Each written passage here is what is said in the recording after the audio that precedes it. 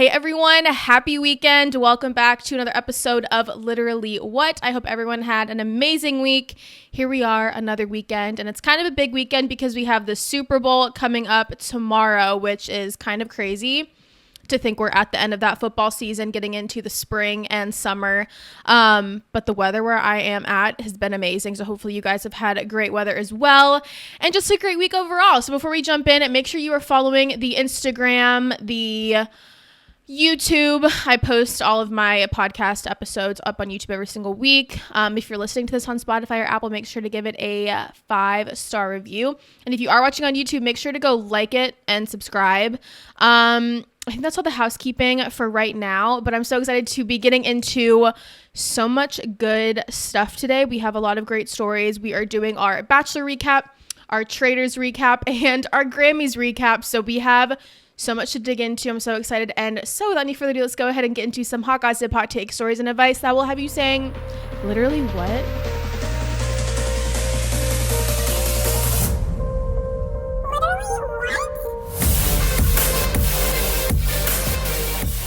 Okay, guys, first up, we are going to talk quickly about PUNXSUTAWNEY Phil. We all know I'm obsessed with him. And this was actually his first ceremony, I guess you could say, as I believe it was a grandfather, or was it a father? I don't remember. One of those. He has some form of son or grandson. I want to say son. But anyway, so this past Sunday, obviously, was Groundhog Day, which low-key is kind of an exciting day that I totally forgot was happening until I saw all of the news when I woke up. But he did, in fact, see his shadow, which we all know predicts 6 more weeks of wintry weather, which is not, I think, what anyone ever wants to hear. Now, does this necessarily mean it's not going to be nice weather for the next 6 weeks? No, I just think I don't actually really know what that means, because I feel like people in different states get different weather these next 6 weeks. But he did predict wintry weather, so never good for anyone to hear. But they did have a record-sized crowd at the Gobbler's Knob in Pennsylvania. Low-key, one of my goals in life is to go see PUNXSUTAWNEY Phil, because I am just obsessed with him and his story and what he does for us. But he was welcomed with his name being chanted, and he was pulled from a hatch on his tree stump shortly after sunrise before a member of the PUNXSUTAWNEY Groundhog Club read from a scroll in which he boasted, "Only I know you can't trust AI." And so his weather forecast is an annual ritual. It goes back more than a century in Pennsylvania. And it took, which I didn't even know about this, but there's a movie that came out in 1993 called Groundhog Day, and that is what kind of transformed and made this event like a really big thing, and I think just more of a wide known holiday that people look forward to. But now we're gonna spiral into a whole other sector of news, and that is the NFL honors. These were Thursday night, and there was a lot that went down. We saw a lot of celebrities, and we saw a lot of good roast jokes that I'm just honestly like obsessed with watching. But the biggest thing was that the Buffalo Bills quarterback Josh Allen was named the most valuable player, and it just made me even more sad to know that like he worked so hard, and I just know so many people wanted the Bills in the Super Bowl, and just knowing that he won most valuable player and just still hasn't made it to the Super Bowl or won a Super Bowl is just like kind of sad. But he was actually with his fiance Haley Steinfeld, who we all know, like, Pitch Perfect, one of my favorite movies, but I literally could not stand her in her role on Pitch Perfect. I don't know why, but the more she's grown up, I love her now. But beforehand in the Pitch Perfect movies, I was like, you're literally your character is really annoying. But they made their first red carpet debut together, which I feel like they are very, very, very private people. But one of the most beloved celeb couples. And so I think seeing them on the red carpet just like made so many people happy. And she looked amazing. She looked very like, is normal a weird word to say? Like, she is engaged to Josh Allen, who literally just won most valuable player, and she just looked so good. Like, she looked classy, she looked happy, she looked just like normal and like a glowing fiance. So it was really cool to see them. So happy for both of them. And then we had the comeback player of the year, which was Joe Burrow. Yeah, so what I want to get into more so is the jokes, because those are literally the most fun parts for me. Obviously, if someone said a joke about me, or like you generally couldn't even pay me $1 million to have a roast of myself, because I am so sensitive And even though a roast, like, it's jokes, like, you and I both know jokes, you know, there's some truth behind them. Like, even if someone's being sarcastic, like, I hate that because it's like, okay, behind the sarcasm, behind a joke, like, there's some truth that the person is saying. And even if they're like, oh, I'm so sorry to mean it that way, it's like, yeah, you did, or you wouldn't have said it. So I can never be roasted, but I love watching other people be roasted because they're okay with it, you know? I guess sometimes. Maybe afterwards they regret it. But Snoop Dogg, he was doing the opening monologue, and he made a very funny joke and aim at the former New England Patriots coach, 72, and his 24-year-old girlfriend. You guys, come on, that's crazy. She's a year younger than me, and he's insane. That's crazy. But Snoop said, I've been a football fan for a long, long time. I mean, I remember back when the Cowboys was good. I remember back when the Chiefs was bad. And I remember, what was it? Bill Belichick's girlfriend wasn't even born yet. I'm going to pan to them. But I just, like, genuinely, just seeing them together, it's just, like, icky. It was so weird. Like, gross. So I'm glad someone called him out for that in a roast form. And then, of course, we had Nikki Glaser, who she was announcing the Moment of the Year award, which went to Jade Daniels. And she just did a lot of her quick little jabs. She, of course, jabbed at Gronk, at Snoop Dogg, Trevor Lawrence. She was just so funny to watch. And I really feel like she's having her moment. Obviously, she hosted what was it? Oh my gosh, you guys. There's so many award shows I cannot even keep track. But when she hosted... Oh my gosh, my brain. Anyway, the award show she just hosted, she killed it. And now her doing her little NFL honors announcement, I think just kind of people now are, I feel like, going to take her seriously. And I feel like we're going to see her a lot more for sure. But it was interesting because, you know, NFL honors is obviously honoring, I feel like, the best of the best in NFL football. But, you know, we have the two teams, the Eagles and Chiefs, who are in Louisiana for the Super Bowl, but they're not, like, at this whole award thing. I don't know how that works because I'm not obviously, like, the most insane crazy football fan. I don't know how everything works statistically or logistically, but I guess, is it always, like, the two teams who don't make it to the Super Bowl or who are in the Super Bowl, they don't go to the NFL honors? And does that also mean that, like, the MVP can't be someone who's in the Super Bowl? Or is this just, like, a one-time thing? I don't know. I just saw that, like, Patrick Mahomes, Travis Kelce, they were all out to dinner, and, like, they weren't at the awards. Unless they were, but I don't think they were. Let me Google this. That's the great thing about, like, sometimes I wish I lived in a time where there was no, you know, social media or internet, but then I'm like, I can literally Google anything I want. And I talk to ChatGPT, no joke, 24/7. It's bad. But... let's just Google it because it's so easy. I don't think they were there. It looks... okay, this is kind of saying that they were, like, shut out of NFL Honors Night, but I don't know. I don't get how it all works. Probably never will, but all I know is that they weren't there. And you guys, like, genuinely, the only reason I will be tuning in to the Super Bowl is for the little appetizer snacks because they're the best, and to also see the Super Bowl halftime show. Other than that, I literally just don't even want to watch it. And if the Chiefs win, I can't do it, you guys. I literally can't. But anyway, that's our little NFL honors little recap. So now we're going to jump into one of the craziest stories I feel like we've seen in a while. Not necessarily, like, crazy, but just, like, something I never thought would ever happen. And that is the ABC network has paused The Bachelorette. So The Bachelorette will not be welcoming new suitors to the mansion this summer, and the reality franchise is pausing its female-centric spinoff and will not be airing a summer 2025 season. So in the past, they have aired in the summer after a Bachelorette has been chosen from the pool of contestants who were on the most recent season of The Bachelor. And apparently it isn't canceled, and so it could possibly return on a later date in 2025, but no one knows why they're skipping this summer cycle of when The Bachelorette typically premieres. So I have a few thoughts about this because I don't disagree with this decision, and I think it's honestly kind of smart for the franchise, But I don't know how they're going to move forward from this, because obviously we know the last season was with Jen, and that ended horribly with Devin just being total jerk, just in it for the fame.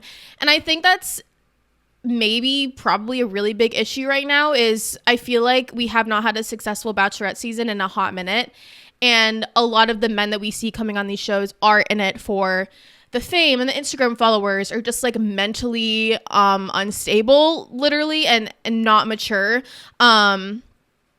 Another thing is there are so many spin-offs of the Bachelor franchise, because we have Bachelorette, Bachelor. They just did the Golden Bachelor and Golden Bachelorette. We used to have Bachelor in Paradise, which I'll talk about that in a second. But it's also like there's so many spin-offs of this show, and I don't know if the network is able to kind of air them all and make sense to have all of these. Especially because I was reading something about like Love Island was so successful, and that obviously is a summer show.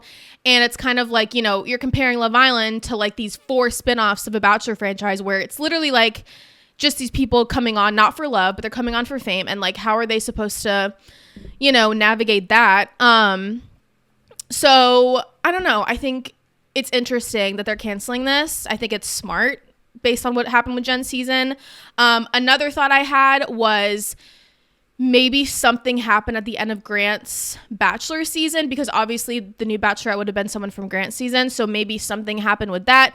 I don't think that's as likely, because there's so many girls who like would have made a great Bachelorette. But the last point is, are they going to bring back Bachelor in Paradise? Because the last time that aired was in 2023, so 2 years ago. I personally love Paradise. I like it more than Bachelor and Bachelorette. But again, when you get contestants to go on Bachelor in Paradise, you pull them from the most recent Bachelor and Bachelorette seasons. So if they're not having a Bachelorette, like, where are they going to get all these men from? You know, we obviously, as, you know, viewers of Bachelor Nation, we don't want to see these random people show up on Paradise. We like seeing people who we really enjoyed on those, you know, shows, so that we can see more of them on TV, and hopefully they can find love. But it's just weird to think about, because, you know, we've had the Bachelorette and the Bachelor forever. Like, it's not something that we've been like, oh, okay, it's not happening. Like, we've just always had it as a show, you know? But yeah, I don't think they'll bring it back this year. I think they're going to bring it back as a rebrand. I feel like this might be a time where the Bachelor franchise kind of takes a step back and looks at, you know, what can we do to make this more successful? Because there are, I feel like, a lot of times, especially the main person, they are looking for love.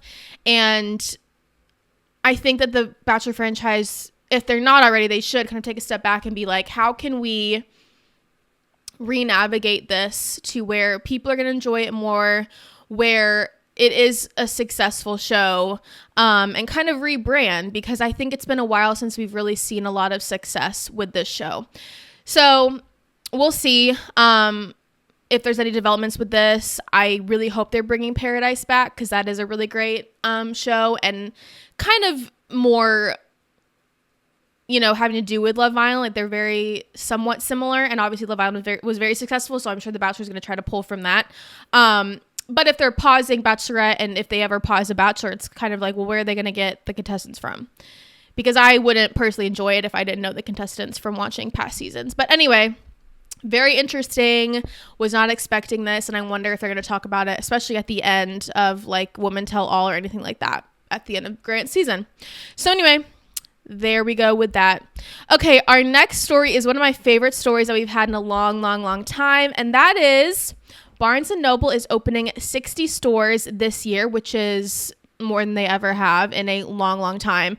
So bookseller Barnes & Noble plans to open at least 60 new stores, topping last year's record of 57 stores, and it's marketing a steady revival of their bookstores across the country. So they are experiencing super strong sales in their existing stores, and it's been opening many new stores after more than 15 years of declining store numbers. So in 2024, Barnes & Noble opened more bookstores in a single year than it had in a whole decade. So from 2009 to 2019, in just 2024, they opened more than they've had in that whole entire 10-year span. So Barnes & Noble is enjoying a period of tremendous growth as the strategy to hand control of each bookstore to its local booksellers has proven so successful. So after more than a decade of shuttering locations, ultimately, that was when they had to close like 150 locations. Like they were not doing very well. But the chain ramped up back again in 2023 when they added about 30 new stores. And I think the biggest reason, and what they're saying was one of the main reasons, is the rise of TikTok's community of avid readers. Obviously, Book Talk is huge right now. It's everywhere, and it's been credited with helping authors sell millions of books, and has even evolved into one of the more popular corners of the platform, with creators making videos of book hauls, reviews, bookcase setups, and swapping recommendations. So, I mean, even if you go into a Barnes & Noble right now, I guarantee one of the first little stands you see, the little title on the little stand of books is going to be like Book Talk faves or like viral book talk. And I even know for me, like, I have been reading so much, and it's really all thanks to Book Talk and just people, you know, talking about the books, people making bookshelves, and it's just been so much fun. And I used to love reading growing up, and then I kind of stopped, and then now, like, Book Talk has just become this viral sensation, and I think it's so, so cool, and I think the books are so special, especially in today's day and age where everyone's kind of on their phones, and even like Kindles. Like I use my Kindle, but there's nothing like reading like a paper book. I take notes and I highlight in it, and then finishing a book, and it's just, there's something about it, like it's so good. And I think a lot of that had to do with the pandemic and now TikTok, Book Talk being so viral, but bookstores have just seen a surge in popularity, especially among young people. And I know that a lot of authors who had written books years and years and years ago are now, you know, becoming viral again. And so I think it's not only cool for like us as readers, but also for the authors. And I think it's just something that is going to continue to grow and expand. And so they said that our stores have become popular social spots, offering an experience that online shopping simply can't match. And I mean, that's so true. Like, there's nothing better than walking through a bookstore and like looking at all the really cool books. But I'm so excited and happy for this. I think it's so cool that they're expanding, especially when they saw such a decline. And I'm sure this is so exciting for them and for the authors, and also for us Book Talk people. So yeah, very, very exciting stuff. Okay, so our next two stories before we get into all of our recaps are for people who are the critically online, and if you're not really on TikTok, you probably won't know what the hell I'm talking about. So I'm gonna do my best to explain it to you guys, but it's been like my Roman empires for the last week, and I've just been obsessed.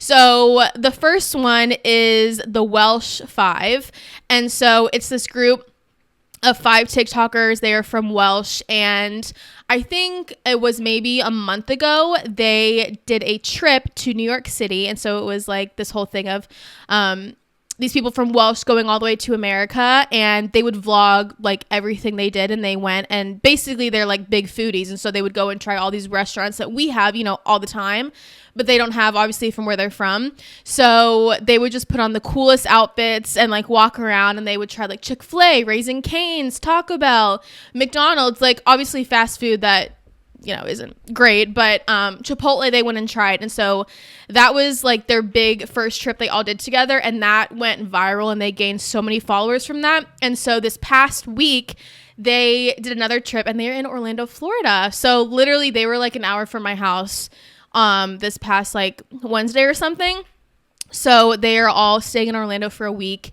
They went to Universal, they went to Epcot, they went to the Ripley's, believe it or not, and they tried different restaurants as well. I think they are doing pub subs at some point.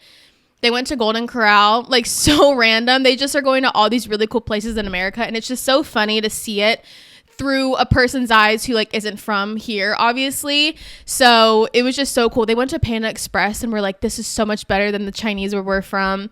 So it's been really cool following them along and just kind of seeing their excitement for things that we kind of take for granted, I feel like.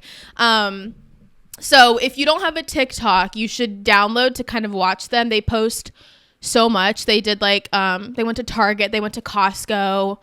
Where else did they go? TJ Maxx. They've just been going all over to places that they like literally have never been to, and it's been so cool to see. So I've been obsessed with watching their vlogs, and they post so much, you guys. Like, they post so many videos. Oh, they had Crumble the other day. Like, it's just so cool seeing them. So I've been obsessed with that, and I wonder where they're gonna go next. I really want them, if I had to pick, I want them to go try like an In-N-Out or something, like maybe go out to LA. So yeah, just been really fun to follow along. And then the next one is, you guys, this is so just like, what is life, like what is going on? But it's this American woman who's been in Pakistan, and I am actually like obsessed. I've watched like every video about her, and if you guys know what I'm talking about, like I need to talk about it, because it's like, I don't know anyone who knows about her, but I've been like actually obsessed, and all of her videos are popping up. So I don't know how to pronounce her name. Is it Onija Andrew Robinson? But she's become a viral sensation. So she met this 19-year-old Pakistan man online. And so she literally flew out to meet him, basically. And I think when his parents saw like how old she was, they were like, yeah, no. And so she literally was just like standing outside his house, and she's now like refusing to leave the country. She has been in Pakistan since October. That's 4 months, you guys. She's been in Pakistan by her own will. So she's now become like this viral sensation, not only for like us, but for Pakistan. Like, they're holding so many press conferences, and she's literally just like in Pakistan, like to the microphone being like, I need the government to give me like $50,000 so that I can make Pakistan better, because this place is not good. Like, these people are not living right. So she's just like going around like telling everyone what to do and how she's going to make it a better place. And she's literally just like still there. Like, she was camping outside of the guy's house for a long time.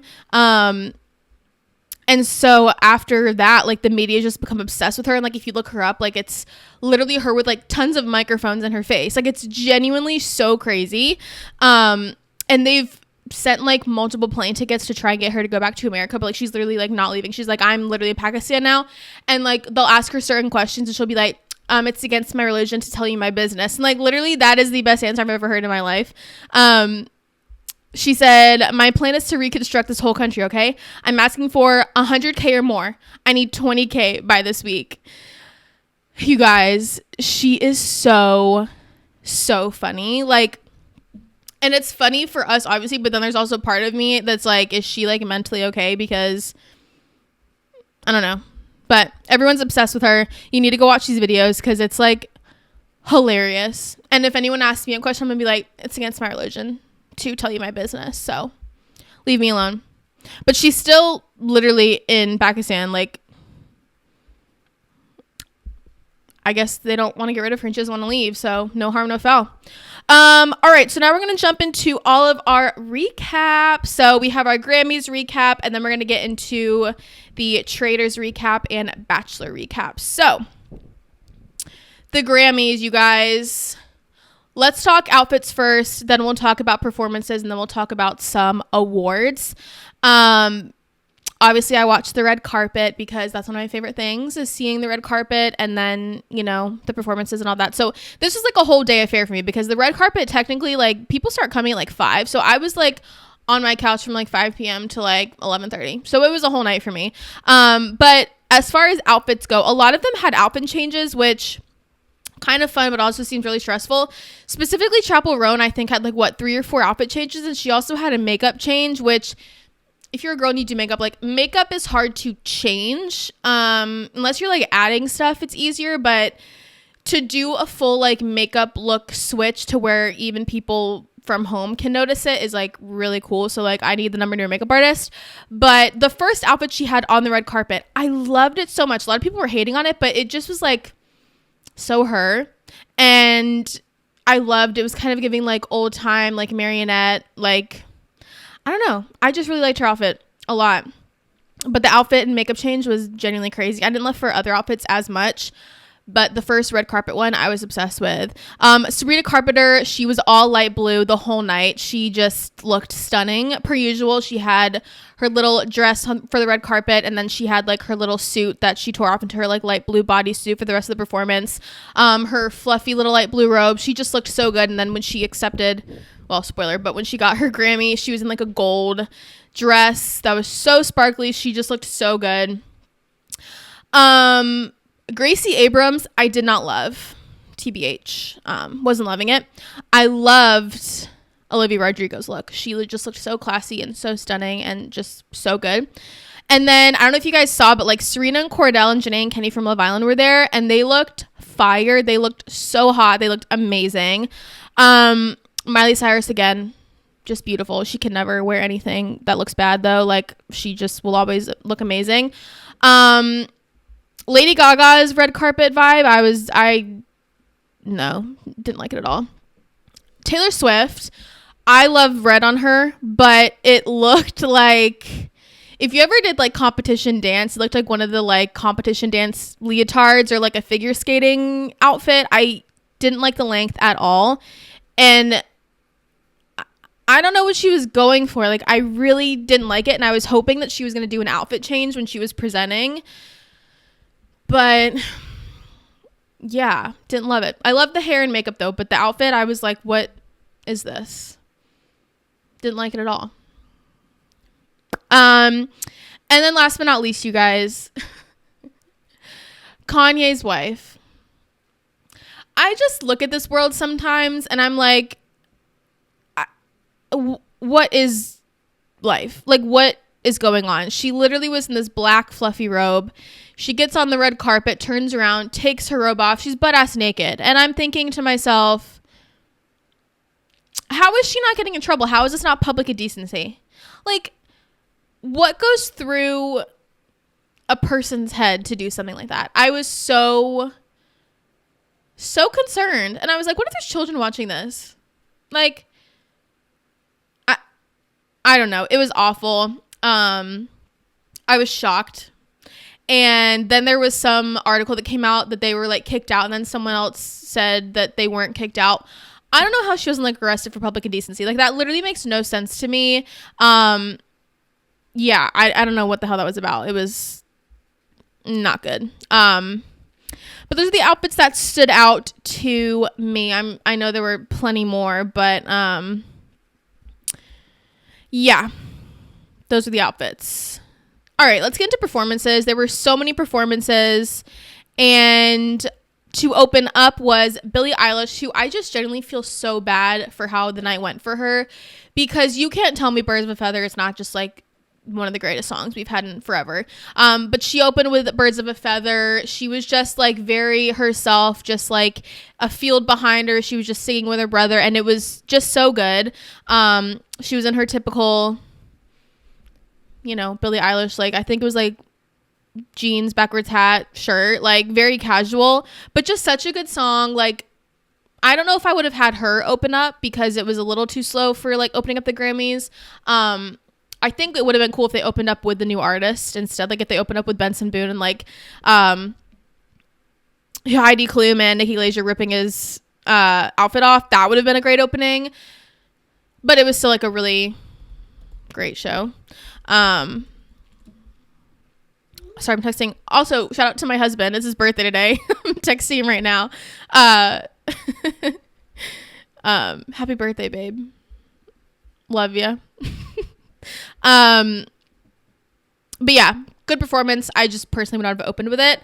However, then we get Sabrina Carpenter, you guys. And let me just say, like, love or hate her, she performs. She is so theater girl musically. Hello, throwback. But I just love watching her perform because I love musicals and theater and stuff like that. She really performs, and I think she outperformed every single person and just really puts on a show and, you know, puts in so much effort. And, you know, she like loves performing and doing things like that. So she had her like little suit and tie outfit on, then she like fell down the stairs and then ripped it off, and then, you know, a whole performance. It was so good, so amazing. She sang all of her top hits. One of my favorite performances. It was probably my favorite performance. even though the songs are so overplayed, like I could sing them in my sleep. And there's some songs that I'm just like, okay, I've heard them enough, please. And then we had Chappell Roan. She did Pink Pony Club. I loved the big pony prop that she had. Loved her outfit. Didn't love the clowns because I'm not a big clown lover, but she did really good. That's just such a good song. And like, just imagine, like, she's obviously like a newish artist with like her fame, but just like looking out in the crowd and everyone singing your song Pink Pony Club, like that is such a slay for her. So she did amazing. And then we had the new artists of the year. They did like a medley, so everyone who was nominated sang their most popular song, which I think they do this every single year, and I knew every single song and they all killed it.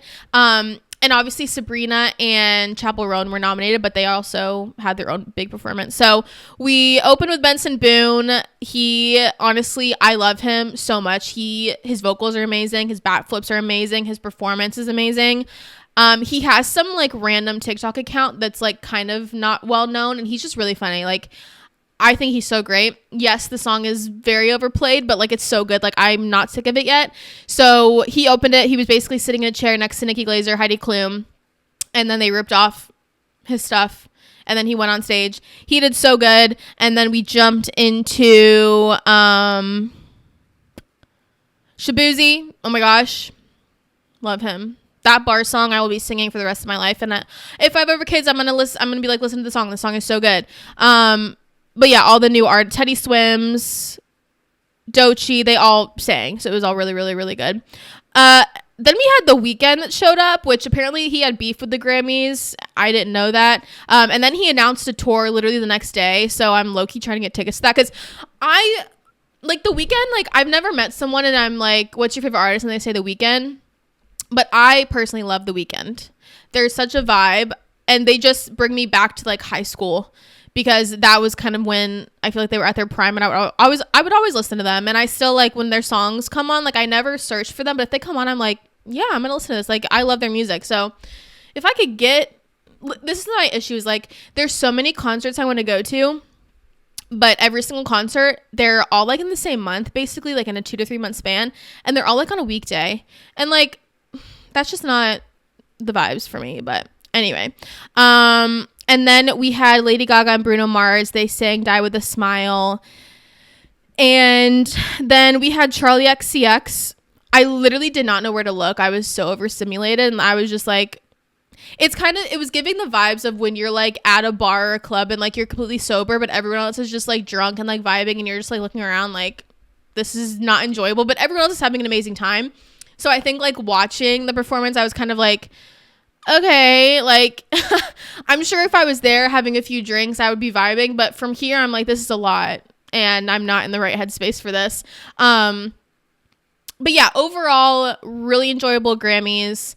And now we'll get into awards. So Miley Cyrus did win Best Country Duo Group Performance with Beyonce. So she did win a Grammy, my queen. Kendrick Lamar's Not Like Us won so many Grammys. I was shocked. I was hoping he would win at least one, but he won, I think, like 3 or 4. Best Rap Album went to Doechii. Best Solo Pop Performance was Sabrina Carpenter's Espresso. No surprise there. The Best Dance Album went to Brat, Charlie XCX, which is very fitting. Best Pop Vocal Album, Short and Sweet, Sabrina Carpenter. Best Country Album, you guys, this was where I was kind of like, are you kidding me? So Chris Stapleton was nominated. Lainey Wilson was nominated. What is her? Oh my gosh. I'm looking at her. Like, I can see her in my... Kelsea Ballerini. She was nominated. I thought for sure it would have been Chris Stapleton, Kelsea Ballerini. I was obviously hoping for Post Malone because, like, he's my guy, but he didn't. And Beyonce won. And I just, like, I don't even like country music, but I just felt bad for all the other true country artists, because it's like Beyonce just comes in and decides she wants to record a country album, which, like, is it a bad album? I don't think so. But I don't think it should have gone to her at all. Like, she wasn't even nominated for her album at the freaking CMAs. So you're going to tell me you're going to win Best Country Album? I didn't agree with it. I felt really, really bad. Yeah, not great. Best New Artist went to Chappell Roan. agree with that one for sure. And then a record of the year went to Not Like Us by Kendrick Lamar. And when it was so funny when he went up to accept the award and they were playing the song and it went to like probably A minor, which I think is one of the best song lines written ever, and everyone was singing it. I was just like, that's great. And then it won Song of the Year. I wish a bar song got it, because I really think he deserves at least an award for his song, a bar song. I don't even care if you hate that song. You know you love that song when it comes on. You know every single word. Like, I'm so sick of these people being like, I hate that song. It's so annoying. Like, okay, most of these songs that are good get overplayed and everyone gets annoyed by it, but it's literally still a good song. So shut up, everyone. I really was hoping that would win. And then Album of the Year went to Beyonce as well.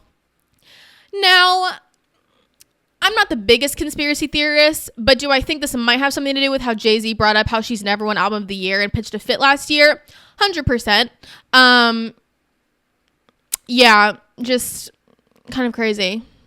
So anyway, that was the Grammys. I wonder next year, like, it's so interesting to see like people who don't show up. Like Justin Bieber didn't show up. Ariana Grande, I don't think she ever really shows up, but it's gonna be interesting to see like who comes out with albums this year, and like if anyone else is gonna be newly nominated, or if it's gonna kind of be these same people. But anyway, that was the Grammys.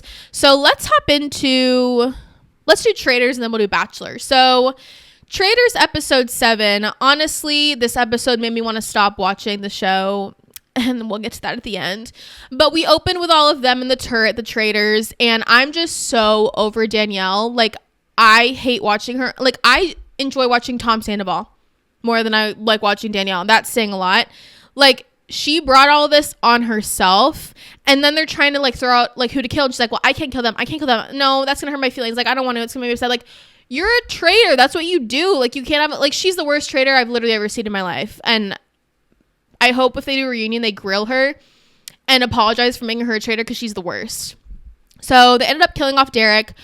I don't think it was a great move on Rob's part, because it didn't help him out. But, you know, there wasn't really anyone else. Because again, like, if you're a traitor, you don't really want to kill off someone who people know is well, I guess you do want to kill off someone who you know is faithful. But anyway, but then everyone at breakfast in the morning is walking in, and Danielle's just sitting there like crying. But it's like, who would you have killed off, girl? Like, you said no to every single person. Like, this is your job as a traitor. So then we see her crying, and you see so many people talking about how weird her like actions and reactions are. And it's like, why has no one brought her up at the table? Because she's literally the most obvious traitor. And I literally can't with these people. And then we had the wedding party outfits, which were a slay, but I literally skipped that whole challenge because it grosses me out. That's the one reason I could not do the Traitors, because of that gross challenge, like gross. And so then we have the round table, you guys, and, you know, spoiler, Rob goes home. He made it further than I thought he would, because he's such a good game player that you honestly like can't keep him that long, because even if he was a faithful, he's just such a good game player and probably obviously would have won. It's not going to be as enjoyable to watch, and the fact that now it's Danielle and Carolyn, I'm just so mad, especially since Danielle's still there, and I wonder who they're going to recruit. I feel like Danielle's going to make it to the end. I think that Carolyn deserves to make it to the end, because she's been through a lot too. But even when Boston Rob left, he said that Danielle's just like a bad traitor. And I genuinely think that if Danielle was not in this equation, like, I think that Carolyn and Boston Rob could have focused on being a traitor, doing what they needed to do, and making it to the end. And if Boston Rob had better traitors, I feel like he would have made it a little bit longer. But yeah, that was really sad. It's not going to be very enjoyable. Once I knew that he was going home, I was like, I don't even want to watch anymore, because like it's not going to be good. Except Gabby makes it enjoyable to watch. And then at the end, everyone was thanking Tom Sandoval. But like, he was literally the last person to bring up Boston Rob. Like, everyone's been talking about Boston Rob for weeks, so I don't know why he was doing that. I do feel really bad for Dylan, because he was obviously so close to Boston Rob. So, you know, it would be crazy if they recruited Dylan. That would have been, because he's such a faithful. Yeah, that's crazy. Anyway, so that's the Traitors recap. Not going to be as good anymore, but oh well. All right, our Bachelor recap. So this was episode 2, and we open up with the group basketball date, which, like, these dates have just been, I feel like must have lowered their budget in general, because all the dates that used to happen years ago were so good and these just kind of suck. Chloe's my queen. Like, I'm obsessed with her. I was going to want her for Bachelorette, but that clearly is not happening anymore. And also Natalie, she's been getting a lot more screen time and I feel like she's great. Like, I love her. Zoe, of course, is going to be the annoying little bitch. Hate her. She is so embarrassing. It was so awkward. It had to have been somewhat of a producer to kind of be like, someone has to make some drama, but like to pull him on the roof for like the whole day, I'm like, seriously, just so like not classy. Okay, so then when we get to like talking at the evening part, he started massaging Juliana's like hands and stuff. And in my head, I was like, he loves her. Like, this is endgame. And I have not seen spoilers, but just that to me, I was like, she's definitely going to get to hometowns and she might be winning because he's obsessed with her, you can tell. And then, of course, Zoe interrupts the whole thing, whatever. Natalie got the group rose. I like her a lot. I think she'll go pretty far. And then he had his date with Alex where it was at an abandoned mall. But that looked so fun, you guys. Like, everything they did at the mall, I was like, I want a date like that in an abandoned mall where I can just like walk around and do everything there. Like, that looks so fun. And I didn't like her at first because the whole semantics and show of like her entrance, I was kind of like, but I do feel like she's very, very, very genuine. I don't think she'll make it to the end, but I think that she's a great girl and very, very genuine. Then we had the song singing group date and I low-key kind of like skipped that because I was like, this is so embarrassing and boring. And then Latia got the second group date rose and I love her a lot too. Especially when she was just like, she was being very open, just like, I'm done dating. Like, you can tell she's ready to settle down. And then we get to the rose ceremony. You guys, the fact that is, okay, I need to make sure I get her name right. Is it Alicia or Alicia? Anyway, you guys, like, I really thought she was making it really, really far because she had so much screen time week 1.